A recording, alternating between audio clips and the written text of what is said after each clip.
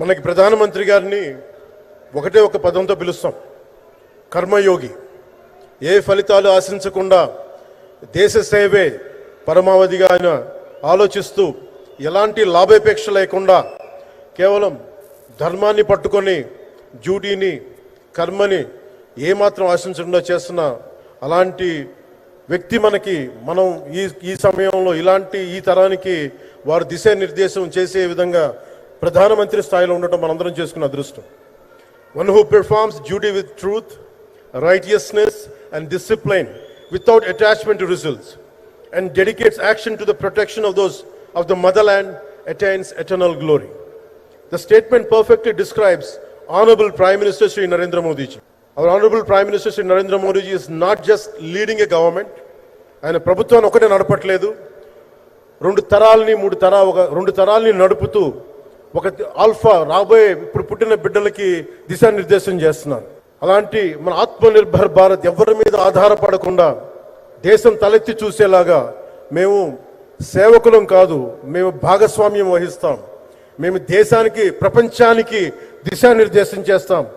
భారత్ అగ్రగామి, అంతేగాని కూర్చోబెట్టి చేతులు మడుచుకొని మేము భయపడతా ఉండే దేశం కాదు. తలెత్తుకొని పొగరగా ఒక దేశపు జెండా ఎంత పొగరుగా ఉంటుందో అంత పొగరుతోటి భారతదేశాన్ని ప్రపంచ పటంలో నిలబెట్టిన మోదీ గారు మనకి ఈ రోజున ఈ కార్యక్రమానికి విచ్చేసి, ప్రత్యేకించి మొన్న గూగుల్ వచ్చింది, అలాగే ఈ రోజున ముఖ్యంగా దాదాపు 13,000 కోట్ల పైచిలుకుతోటి ఈ రోజున మనకి పెట్టుబడులు వస్తూ ఉన్నాయి.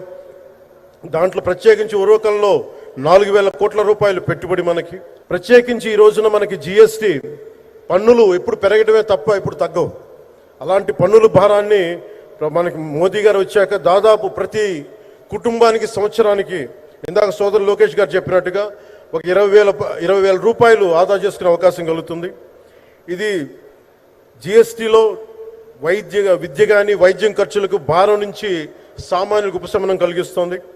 ఆరోగ్య బీమా, జీవిత బీమాపై జిఎస్టి పూర్తిగా తొలగించడంతో పాటు వార్షిక ప్రీమియం 3,000 నుంచి 4,000కు తగ్గి అందరికీ ఇది అందుబాటులో ఉంటుంది.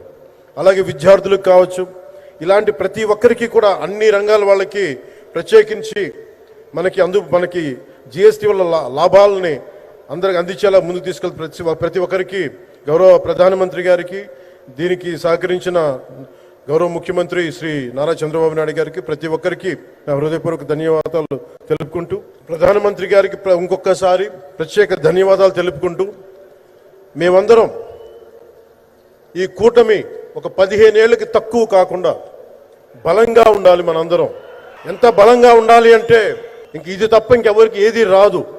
ఇబ్బందులున్నా ఉన్నా తట్టుకొని నిలబడి, ఎందుకంటే ఈ రోజున ప్రధానమంత్రి గారు మనకు వచ్చి అండగా ఉన్నారంటే ఈ పెట్టుబడులను కానీ ఈ నమ్మకాన్ని కానీ ఎటు మాత్రం సడలించకుండా మేము ముందుకెళ్తామని మీ అందరికీ తెలియజేసుకుంటూ, అందరం సమిష్టిగా పనిచేస్తాం. ప్రధానమంత్రి గారి నాయకత్వంలో గౌరవ ముఖ్యమంత్రి నారా చంద్రబాబు నాయుడు గారి స్ఫూర్తితోటి, ఆయన నాయకత్వంతో ముందుకెళ్తాం.